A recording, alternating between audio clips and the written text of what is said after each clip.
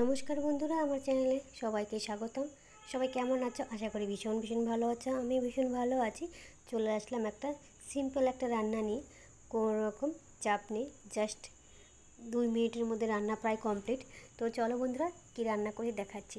আজকে বানাবো পাবদা মাছের সর্ষে বাটা। সেই জন্য পাবদা মাছগুলো নিয়ে আমি ধুয়ে একদম লবণ হলুদ মেখে রেখেছি, যেন আর হাত না দিতে হয়। কেননা মাছে হাত দিতে আমাদের সবারই কিন্তু বিরক্তি লাগে।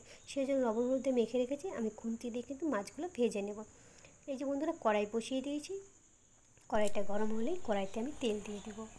এই পাবদা মাছ কিন্তু খুবই ফোটে, সেজন্য কড়াইতে কিন্তু একটু লবণ দিয়ে রাখলে, তেলের মধ্যে লবণ দিলে কিন্তু ফোটে না।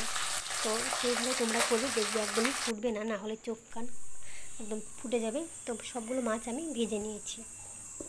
এবার মাছ ভাজার তেলে আমি সর্ষে বাটা যে করে রেখেছি সেটা কিন্তু দিব না। প্রথমে আমি একটা তেলের মধ্যে দিয়ে দেবো টমেটো। আর আমি সর্ষে বাটাটা কিন্তু মিক্সারেই বেটেছি।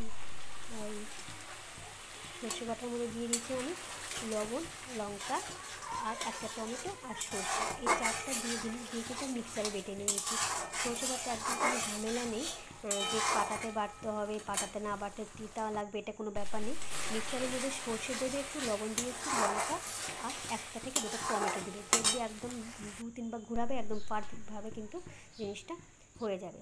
তো কড়াইয়ের মধ্যে আমি সর্ষে বাটা দিয়ে দিলাম, তারপরে একটু নেড়ে চেড়ে জল দিয়ে দিলাম, আর সাথে দিয়ে দিলাম কাঁচা লঙ্কা কয়েকটা। এবার মাছটা কিন্তু ভেজে রাখা মাছ দিয়ে দিলাম। ভেজে রাখা মাছ দিয়ে 2 মিনিট ধরে আমি একটু ভালো করে ফুটিয়ে নেব।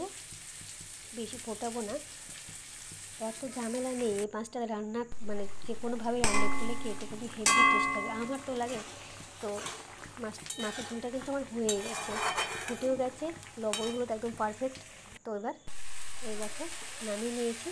এবার নামিয়ে নিয়ে আমি ওপর দিয়ে একটু কাঁচা সর্ষে তেল কিন্তু দিয়ে দেবো, তাহলে খেতে কিন্তু আরও হেভি লাগে, জাস্ট জমে যাবে। দেখেছো বন্ধুরা, ওপর দিয়ে একটু কাঁচা তেল ছড়িয়ে দিলাম। এবার কিন্তু আমি বাটিতে ঢেলে নেব।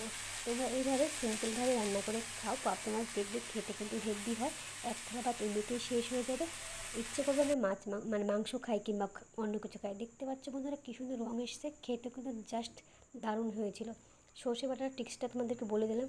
সর্ষে দেবে, লঙ্কা দেবে, লবণ দেবে আর একটা টমেটো দেবে। পেঁয়াজ তো দিবই না, পেঁয়াজ ছাড়াই।